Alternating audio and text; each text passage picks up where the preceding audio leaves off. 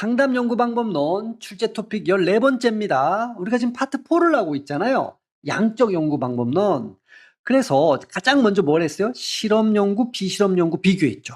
그 다음에 내적 타당도 저해 요인과 외적 타당도 저해 요인을 차례로 정리했습니다. 이번 토픽에서는 가외 변수 통제입니다. 정확하게는 가외 변수 통제 방법입니다.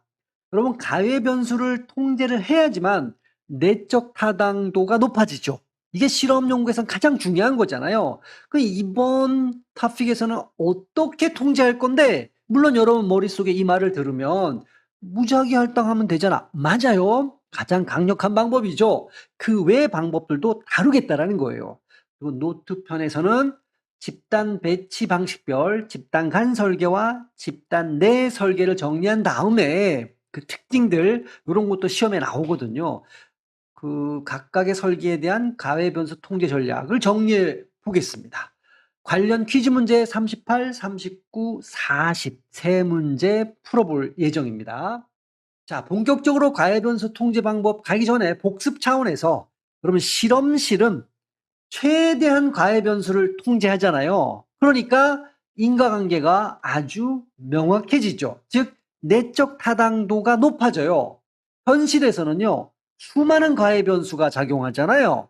그러니까 실험실에서처럼 가외 변수를 계속 통제를 엄격하게 하면 내적 타당도는 높아지겠지만 현실과는 동떨어진다는 얘기야. 즉 현실에 적용하기가 일반화시키기가 어려워진다. 외적 타당도는 낮아진다. 그래서 둘의 관계, 이 내적 타당도와 외적 타당도는 상충관계에 있다. 이걸 우리가 정리했죠. 이걸 다시 한번 이제 문장으로 깔끔하게 정리해 놓은 거고요. 자, 본격적으로 가해변수 통제 방법 첫 번째가 무선할당입니다. 여긴데 여러분 용어가 무선화 또는 이걸 이제 무작위화 뭐 이렇게도 나올 수 있는데 우리는 앞에서 이제 계속 무작위 할당, 배치, 뭐 무선 할당 이렇게 했잖아요. random assignment. 여기는 이제 randomization을 썼단 말이에요, 영어를. 그래서 무선화, 무작위화. 근데 같다. 그냥 이렇게 봐도 무방합니다. 뭐 큰 차이는 없어요. 그럼 이거 어떻게 하는지는 뭐 여러분 충분히 많이 복습했잖아요. 두 집단을 비슷하게 만드는 거예요. 우리가 복습 차원에서 한번 해보는 겁니다. 우리가 알고 싶은 게 이거예요. 공부 시간이 성적에 영향을 줍니까? 근데 수많은 과외 변수 중에 하나만 있다고 가정해보죠. IQ가 영향을 줘. 이걸 통제하고 싶은 거예요. 그러려면 실험 집단과 통제 집단의 IQ가 비슷비슷하게 분포되게 만들어야 되잖아요. 어떻게 하면 돼요? 동전 던지기나 아니면 뭐 제비 뽑기 이런 걸로 연구자의 의도가 개입되지 않게 그 피실험자를 두 집단으로 나누는 거예요. 그걸 이제 우리가 랜더마이제이션, 랜덤 어사이먼트라고 한다라는 거예요. 비슷해지면 어차피 두 집단의 IQ는 비슷하니까 IQ가 성적에 영향을 미치는 거는 거의 무시해도 되죠. 그럼 공부 시간이 성적에 어떻게 영향을 줬구나를 이제 분명하게 얘가 원인이구나라는 걸 분명하게 이제 얘기할 수 있게 되죠. 여기는 뭐 너무 많이 얘기했기 때문에 어쨌든 가장 강력하고 경제적인 방법이다. 진실험 설계 필수 조건이다. 이제 뒤에 우리가 유형에서도 만나시겠지만 진짜 실험 설계죠. 진짜 실험 설계냐 아니냐를 구분하는 강력한 기준이 뭐냐? 무선 할당을 했어 안 했어. 딱 요거예요. 요것도 단독으로 시험에 나온 적도 있었죠. 그거 이제 만나시게 될 겁니다. 자, 1번은 뭐 이 정도로만 그냥 뭐 여러분 계속 반복해 왔던 거니까. 자, 두 번째 방법이 평형화라는 걸 이제 처음 보신 거잖아요. 평형화 혹은 균형화 혹은 상쇄 균형화. 영어로 여기 counterbalancing이라고 그래요. 밸런싱을 이제 균형화, 평형화, ing니까 화자를 붙여서 이렇게 한 거예요. 이 카운터라는 게 반대로 작용한다는 얘기예요. 반대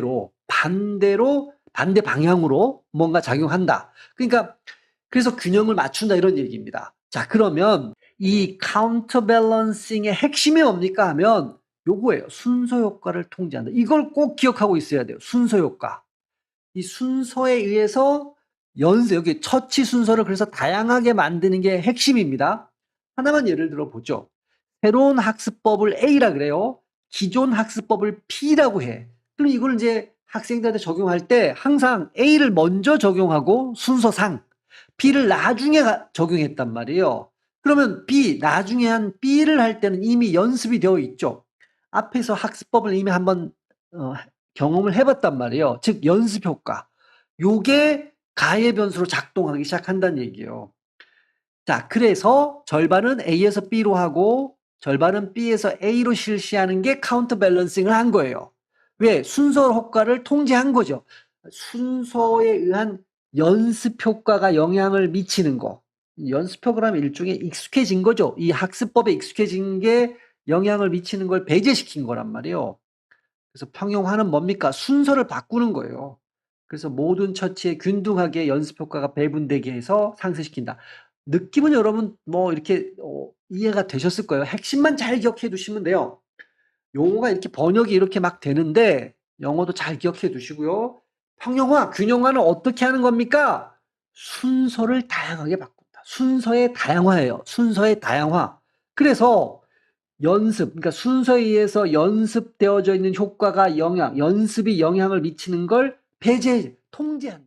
순서를 카운터, 반대 방향으로 해서 밸런싱, 균형, 절반은 A에서 B, 절반은 B에서 A. 요겁니다. 자, 세 번째 방법을 하죠. 매칭입니다. 짝짓기, 짝맞춤법, 매칭법, 뭐 여러 가지 번역이 있어요. 그럼 이건 뭡니까? 여기 있죠. 유사한 피험자끼리 쌍을 만든다. 이런 얘기입니다. 예를 보면 금방 납득이 되죠. 실험 집단의 IQ가 130이네. 오, 높네요. 통제 집단은 IQ 90이야. 이건 의미가 없지, 그죠? 그러면 성적이 강의법 때문인지 IQ 때문인지 알 수 없잖아요. IQ가 다르기 때문에 동질화 시켜야 돼. 동질화 시키려면 처음부터 우리가 랜더마이제이션을 할 수도 있지만 어떻게 해야 되냐면 매칭으로 할 수도 있어요. 즉 IQ가 비슷한 유사한 피험자끼리 쌍을 만드는 거야. 비슷한 사람끼리 짝을 만든다. 쌍 이제 짝. 그래서 130, 129 IQ가 비슷하죠. 120, 121, 110, 111. 자, 그래 놓고 요 130을 실험 집단에다 집어넣는 거야. 그러면 129는 어디에? 통제 집단에. 120도 실험 집단, 121은 어디에 가야 돼요? 통제 집단. 110은 실험 집단, 111은 통제 집단. 이러면 어떤 일이 벌어져요? 두 집단의 IQ가 비슷해진다는 걸 금방 알 수 있죠. 자, 그러니까 어떻게 하는지를 여러분 이제 느낌으로는 충분히 아셨을 거고, 그러니까 유사한 피험자끼리 쌍을 만들어서 하나씩 해주는 거야. 그럼 IQ라는 가해 변수가 통제되는 거죠. 자, 네 번째입니다. 홀딩 컨스턴트입니다. 홀딩은 꽉 붙잡는 거야. 그러니까 뭘 붙잡겠어요? 가해 변수를 꽉 붙잡아서 컨스턴트가 상수란 말이에요. 여기 상수인데 이 상이라는 게 항상이란 얘기예요. 항상 고정돼 있는 수, 반대말이 변수입니다. 변하는 수. 그러니까 홀딩 컨스턴트를 굳이 얘기한다 그러면 가해 변수를 움직이지 못하게 홀딩 꼭 잡아갖고 붙잡아서 고정시켜 두는 거야. 상수처럼 해두는 거야. 요겁니다.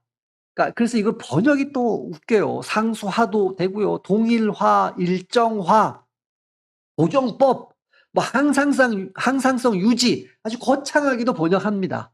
홀딩 컨스턴트, 컨스턴트.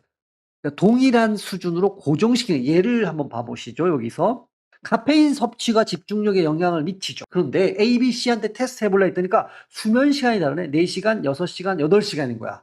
그러니까 집중력이 그러면 카페인 때문인지 수면 시간 때문인지 헷갈릴 수 있잖아요. 그러면 홀딩 컨스턴트, 이때 수면 시간이 가외 변수로 작용하는 겁니다. 이 카페인하고 집중력 둘을 볼라 그러는데 이 카페인이 원인인지를 명확하게 하려면 수면 시간이라는 가해 변수를 홀딩 컨스턴트, 동일한 수준으로 고정시켜야 돼. 자, 모두 8시간. 이렇게 모든 참가자 8시간. 수면 시간 동일. 이게 바로 뭐예요? 여기 보면 모든 집단의 모든 구성원의 동일 수준으로 고정시킨다. 이렇게. 그러니까 모든 피험자를 같은 시간, 같은 수면 시간에 있게 한다 이런 얘기죠. 만약에 장소가 다르다 그러면 같은 장소에서 하면 되는 거죠. 이렇게. 그래서 일정화라고도 번역을 합니다. 이렇게 홀딩 컨스턴트를 가외 변수를 똑같이 만들어서 영향을 없애는 것이다. 자, 이제 다섯 번째는 elimination인데요. 이거 제거한다는 얘기예요. 제거, elimination 자체가 제거, restriction이 제한하는 거죠. 가해 변수가 작용할 가능성이 있은 조건을 아예 제외하거나 제한하는 거예요. 예를 들어서 지능이 가해 변수다. 그러면 IQ를 90에서 110 범위 내에서만 하는 거예요. 이게 제한입니다. restriction 하는 거예요. 제한. 그럼 제거는 뭐냐?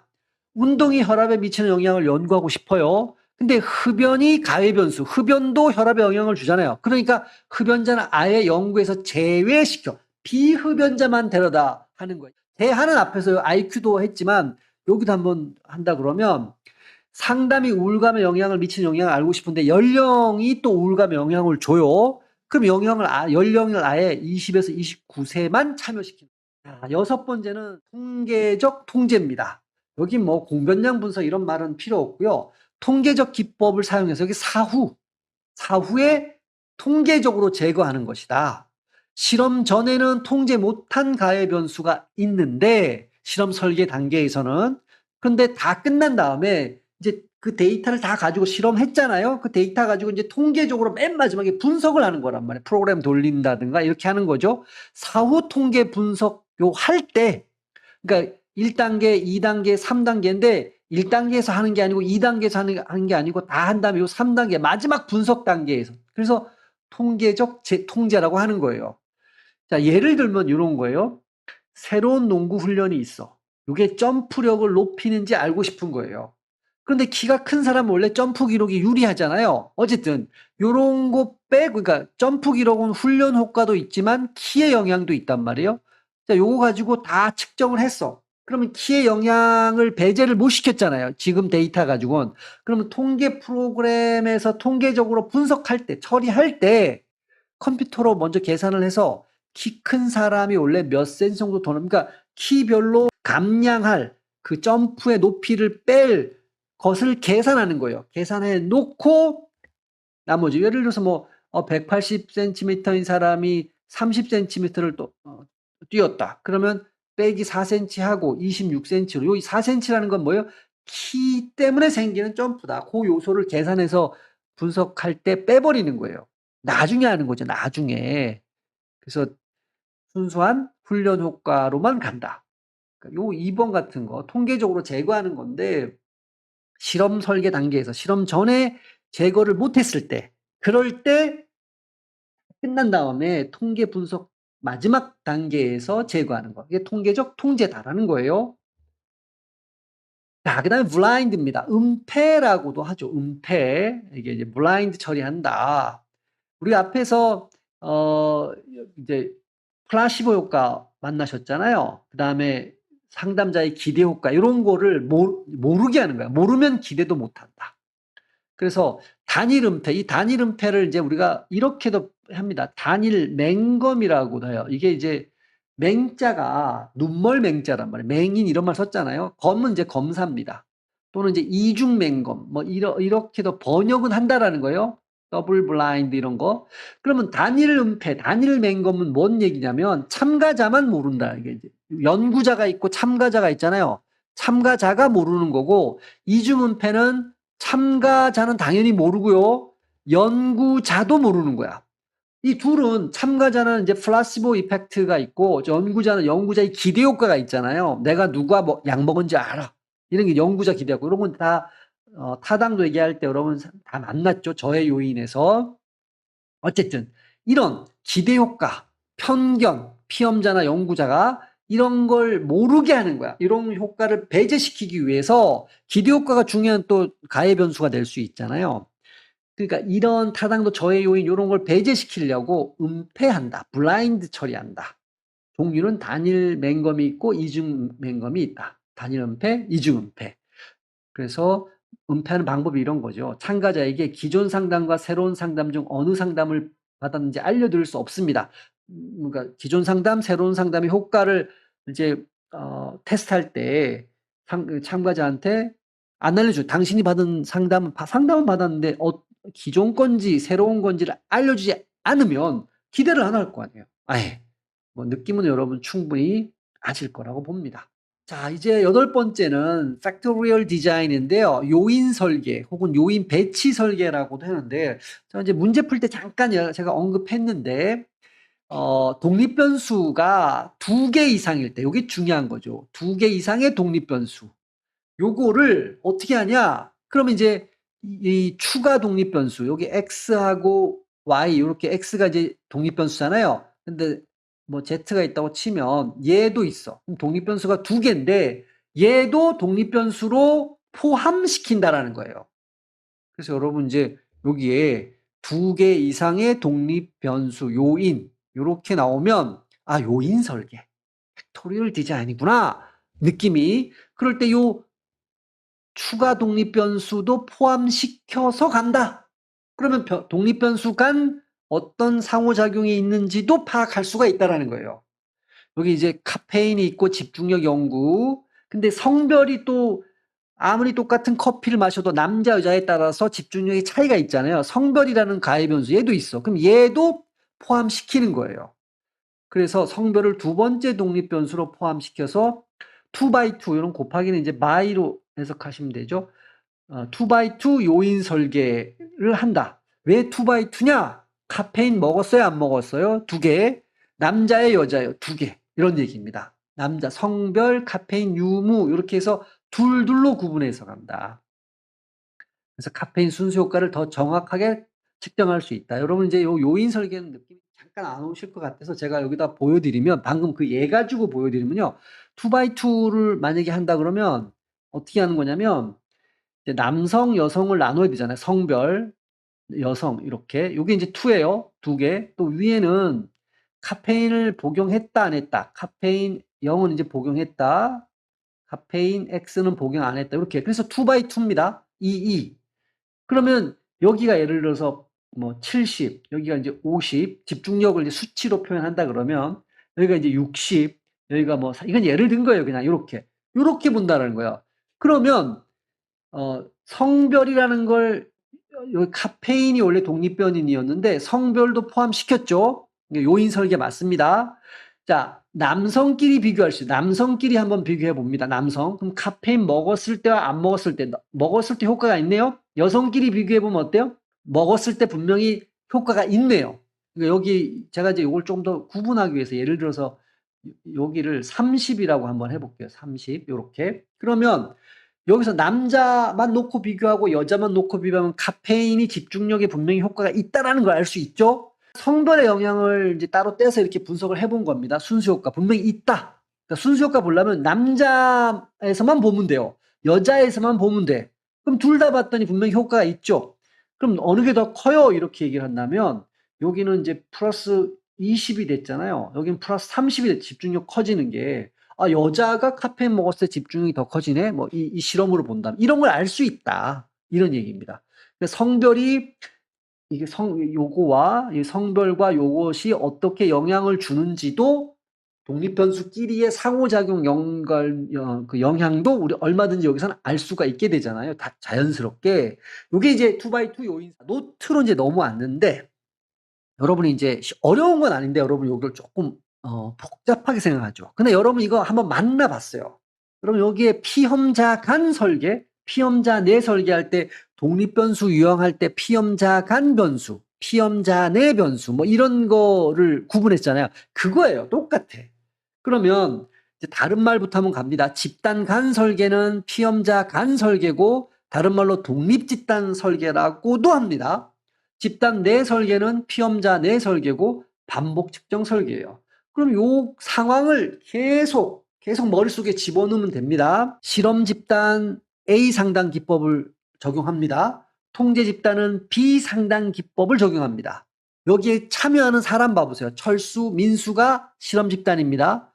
하현하고 기덕이는 통제 집단이야. 사람이 달라.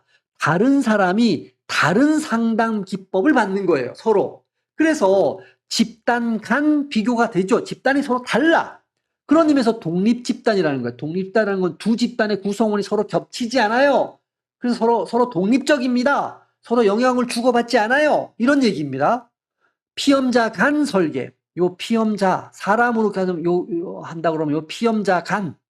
피험자 서로 다른 사람끼리 해야 되죠. 만약에 철수라는 사람한테 두 번 측정하면 이건 피험자 내 설계고 철수와 영희를 비교하면 피험자 간 설계잖아요. 그럼 그걸 집단 차원에서 봐보면 실험 집단과 통제 집단, 집단 간 설계가 된다는 거예요. 똑같죠? 그렇게 어떤 상황인지 이해하셔야 됩니다. 그러면 집단 내 설계, 피험자 내 설계는 철수가 있는데 얘한테 A 상당 기법을 먼저 하고 1주차에 시간 지나서 2주차에는 얘한테 B 상당 기법을 하는 거야. 그래서 피험자 내 설계. 이게 이제 어떤 한 집단 안에다가 그냥 한다. 이건 제가 한 사람을 예로 드는 거고 어떤 한 집단 안에다가 동일한 집단에 1주차에 A 상담, 2주차에 B 상담 이렇게 해도 마찬가지인 겁니다. 동일한 피험자가 모든 처치를 순차적으로 그러니까 반복 측정이란 말을 쓰잖아요. 철수가 반복해서 측정을 받은 거야. 상황을 이해하시고요. 용어는 똑같아. 자, 그러면 장점이 뭘까요? 요 상황이잖아요. 집단간 1회만 측정하면 되잖아요. 각 참가자가. 철수는 딱 한 번만 측정하면 돼. A 상당 기법 받고 한 번만. 자, 그럼 각 참가자가 한 처치만 경험해. 그렇죠? 두 가지 다 기법을 받을 필요가 없어요. 측정도 한 번만 하면 되고 처치도 한 개만 처치받으면 돼. 이월 효과가 발생하려면 순서 효과 이런 거잖아요. 반복돼야 돼. 반복. 그죠? 반복. 순서 효과 없다. 이월 효과 없단 말하고 같은 말이죠. 실험 절차 단순합니다. 정말 심플하잖아요. 둘을 무작위로 나눠. 이쪽에는 A 상담, 이쪽에는 B 상담. 측정해 끝. 관리가 그러니까 심플한 거예요.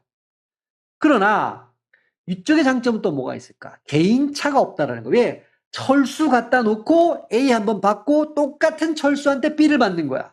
여기는 철수는 A만 받았잖아요. B는 다른 놈이 받은 거야. 개인차가 있죠. 개인에 따라서 개인차에 의해서 그 상당 기법이 분명히 다를 건데 이 집단 내 설계를 하면 철수라는 한 사람이 두 상당 기법을 경험했기 때문에 개인차에 의한 영향은 없다. 개인차에 영향은 없다. 그게 오차 분산이 감소한다는 얘기예요. 여기에는 철수하고 기덕, 하연 이렇게 사람에 따라 차이가 여기저기 있다. 이때 오차라는 건 느낌이 무슨 느낌이냐면 잡음이에요, 일종의. 여러분, 잡음이 많이 들어가면 핵심적인 소리, 중요한 소리는 잘 안 들리잖아요. 그러니까 오차가 많다라는 건 이 실험에서 보고자 했던 거를 제대로 못 본다는 뜻이에요. 그 오차가 개인차라고 생각하셔도 돼요. 개인차가 통제되니까, 제거되니까 오차 분산이 감소하는 거야. 그 얘기는 독립변수 효과가 더 선명해졌다는 얘기야. 아, 이제 중요한 소리를 잘 들을 수 있듯이 잡음이 없어지면 그런 얘기고, 그러면 통계적으로 검정력이 높아져요. 이건 자연히. 오차가 분산된다. 개인차가 떨어진다. 제거된다. 그러면 통계적 검정력, 통계적으로 제대로 검정할 수가 있다. 오차가 없다. 이런 의미로 이해하시면 한 사람만 있으면 되니까 경제적이다. 적은 참가자로 연구 가능하니까 경제적이다. 이렇게 외워두셔야 되고 개인 내 변화를 개인 내 이건 뭐 외우지 않으셔도 되죠. 여기가 조금 까다로울 수 있어요. 자, 그럼 장점이 있으니까 단점이 있어야 되죠. 이거 반대로 이제 크로스로 가는 겁니다. 여기는 뭐 집단 간 설계는 개인차 문제가 있다. 여기 철수하고 하연은 다른 사람이잖아요. 개인차 때문에 그 상당 기법이 다르게 영향을 줄 수가 있잖아요. 집단 간 본래 차이도 존재한다. 요 실험 집단과 비집단. 통계적 검증 낮죠. 개인차 문제가 여긴 살아있으니까 검증력이 낮아야 돼요. 그리고 많은 참가자가 필요하잖아요. 그러니까 시간 비용은 증가하죠. 관리는 쉬운데 시간 비용 측면에서는 여기는 많은 사람들을 해야 돼요. 이 집단 내 설계는 단점이 뭐냐? 이월 효과, 순서 효과. 그러니까 한 사람이 이미지화 시키기 위해서 한 사람이 두 번을 받아야 되잖아요. 그러니까 민감한 문제가 반복 측정 때문에 그러니까 반복 첫 번째 경험하고 두 번째 처치 또 경험이잖아. 두 번째는 익숙해지는 거야. 익숙해지는 거. 그러니까 연습 효과 뭐 이런 거, 학습 효과 뭐 이런 거는 좀 더 나아진다는 느낌이 있는데 조금 차이가 있지만 뭐 비슷하다. 그러니까 연습 효과는 반복했기 때문에 실력이 좋아진다 이런 느낌이 좀 있고 연습을 두 번 했다 이런 느낌이니까 민감한은 익숙해진다 두 번 했으니까. 그러니까 차이는 없어요. 뭐 그런 그 정도 차이다. 요 이유로가 하이에서 이제 우리가 민감한 문제 하나 더 추가되죠. 장기 연구 시에는 이탈 가능성이 있다. 표본 탈락이 있을 수 있다는 거죠. 철수는 계속 있어야 되는 거야. 여기에서는 철수는 한 번 딱 받고 한 번 하고 빠빠이 하고 가는 거야. 여기는 자 2주 동안 있어야 돼. 막말로 2주 동안 대기. 자 1주차에 너 한 번 받고 원래 뭐 왼쪽 같은 상황이 뭐야 1주차에 가서 받고 끝. 나 집에 간다 이건데 얘는 2주차까지 있어야 돼. 그러니까 이탈 가능성이 있다. 그런 의미에서 왼쪽에 관리가 용이하다. 여기는 이제 관리가 용이하지는 않다. 이탈 가능성이 있다. 그러나 철수만 돈 주면 돼. 여기는 뭐 벌써 내 놈한테 돈을 줘야 되잖아요. 실험 참가했다 예를 들어서 그런 느낌. 자, 충분히 이제 아셨을 거고 집단 간에는 이효 효과가 없죠. 이효 효과는 순서 효과 뭐 한 사람이 두 번 반복할 때 나오는 거예요. 그러니까 없죠. 여기는 아예 이효 효과 자체가. 여기는 이효 효과가 있죠. 순서 좀 전에 단점에서 보셨듯이. 그럼 어떻게 하면 됩니까? 여기 보면 균형화, 부분 균형화 요게 바로 뭐예요? 균형화, 부분화가 순서를 어떻게 하는 거예요? 순서를 통제하는 거잖아요. 여러분 기억나세요? 카운터 밸런싱을 얘기하는 거라는 거예요. 카운터 밸런싱. 카운터 밸런싱이 순서 효과를 통제하는 겁니다. 자, 이제 알겠고. 휴식 기간을 도입하는 겁니다. 그러니까 방금 여기 1주차와 2주차 사이에 휴식 기간을 워시아웃 피리어드라 그러는데 요걸 도입을 했다. 우리가 이제 이런 거 하잖아요. 여기 잔류 효과라고 얘기를 하는데 잔류 효과. 우리가 이제 이거를 거의 뭐 이올 효과라고 보셔도 됩니다. 가끔 이제 시험 보시다 보면 잔류 효과라는 단어가 이제 볼 수가 있어요. 이올 효과라는 얘기예요. A를 받고 요 A 상당 기법이 아직 남아 있다. B 받을 때 잔류하고 있다. A가 2월 됐다. 같은 얘기잖아요. 그럴 때 휴식 기간을 도입을 하면 그 잔류물이 이제 좀 없어질 수가 있다. 이런 얘기입니다. 또 하나는 이제 처치 순서를 낼 때 무작위로 한다. 요거 균형화랑 비슷한 거지만 랜더마이제이션을 하겠다라는 거잖아요. 순서를 정할 때 딱 고정시켜 놓은 게 아니라 그냥 무작위로 랜덤하게 자 앞면이면 앞면 했어 너 그러면 너 이거 먼저 해. 뒷면이야 그럼 너 저거 먼저 해. 뭐 이런 식으로 간다라는 거죠. 이렇게 하면 순서에 의한 그 영향력이 이효 효과 요게 좀 자, 이제 개인차 통제 방법입니다. 여기 집단 내 설계는 개인차가 자동으로 통제되니까 동일 참가자가 반복 측정되잖아요. 그러니까 개인차는 제거돼요. 그러니까 개인차 문제가 여긴 대두가 안 되지. 개인차 문제가 대두되는 건 집단 간 설계잖아요. 그럼 무선 할당을 해야 돼요. 두 실험 집단의 개인차 IQ를 내른다 그러면 IQ를 골고루 가려면 어떻게 돼요? 두 집단을 그러니까 배정할 때 무선 할당, 무작위 할당으로 이렇게 두 집단을 배정하면 두 집단의 IQ가 비슷해질 거다. 또 하나는 짝짓기잖아요. 짝짓기 여러분 130하고 129를 짝지은 다음에 130을 실험 집단, 129를 통제 집단에 넣는 거잖아요. 그러면 이 집단 간의 개인차 문제가 해결이 될 것이다. 개인차 문제가 대두되는 건 집단 간 설계에서만 있을 수밖에 없죠. 집단 내 설계는 어차피 동일 참가자니까 개인차는 그냥 자동으로 제거가 되는 거란 말이에요. 실험 연구에서 내적 타당도 확보를 하기 위한 가외 변수 통제 방법이죠. 이건 외적 타당도하고는 상관없죠. 적절하지 않은 거야. 뭐 1번이죠. 통계적 핵이라는 건 이건 엄밀하게 얘기하면 내적 타당도 위협 요인이죠. 저해 요인. 요인에 해당하는 거예요. 내적 타당도를 떨구는 겁니다. 가해 변수 통제했다라는 건 내적 타당도가 높아지는 거예요. 위협하는 게 아니라. 그죠? 제거. 완전히 없애버리죠. elimination 하는 게 있고 또는 제한도 있죠. restriction. 짝짓기 조금 전에 보셨죠? 평형화, 이거 균형화, 카운터 밸런싱을 얘기하는 거예요. 무선화, 이게 가장 강력하죠. 랜더마이제이션이 있었잖아요. 이건 맞죠.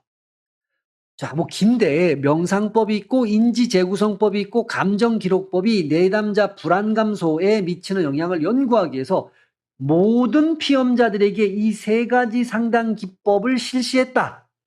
자, 그러니까 A라는 뭐 A, B, C만 있다고 가정해 볼까요? A, B, C라는 그 피험자가 있다고 하면 다 실시했대요. 그런데 이 연구에서 상담 기법의 세 가지 조건과 제시 순서의 혼입, 컴파운딩 여기 나옵니다. 이거를 통제한다.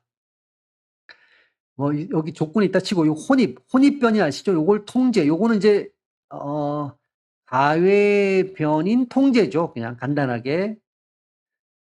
혼입변이 이 혼입이랑 카운터 펀딩 아니 그러니까 컴파운딩이죠. 카운터 펀딩이 아니고 컴파운딩 혼입이라는 게 뭔가 이렇게 섞여 들어가는 거잖아요. 컴파운딩 한다라는 건. 그러니까 가외변인이 진짜 독립변을 오염시키면서 섞여 들어가서 오염시키는 거.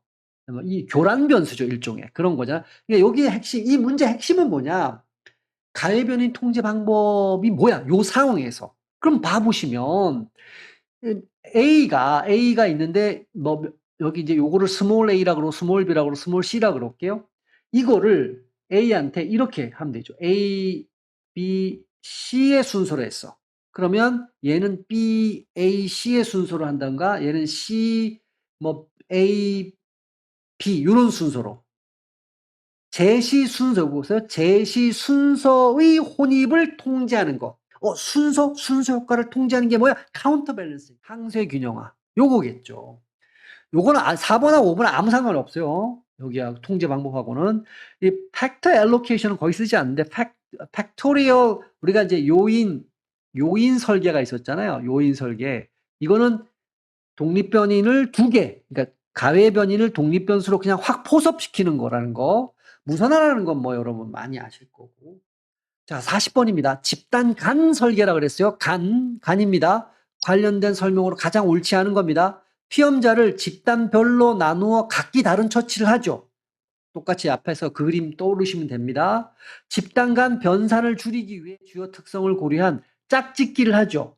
그래서 개인차를 통제하는 방법 뭐 이런 거 할 때 변산이라는 건 이제 분산이라는 건데 변산과 분산은 엄밀하게는 달라요. 근데 비슷하다고 상관없습니다. 이렇게 퍼져 있는 거 분산으로 기억해도 무방합니다. 집단 간 개인차에 의해서 이렇게 다르잖아요. 그러니까 피험자의 주요 특성이라는 게 그럼 IQ가 다 달라요. 어떻게 해야 돼요? 그럼 집단을 나눌 때 무선할당 해도 되고 짝짓기를 해서 130하고 129에서 하나는 실험 집단, 하나는 통제 집단 이렇게 맞죠? 이렇게 하는 거.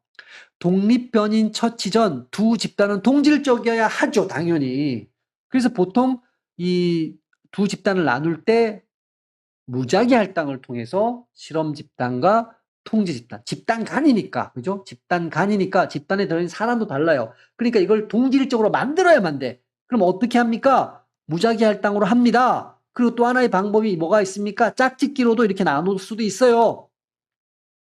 자, 반복 측정으로 인하여 피험자의 연구 목적을 알아차리, 이건 일단 말이 안 돼. 왜냐면 반복 측정을 한다라는 것 자체가 집단 내예요. 피험자 내.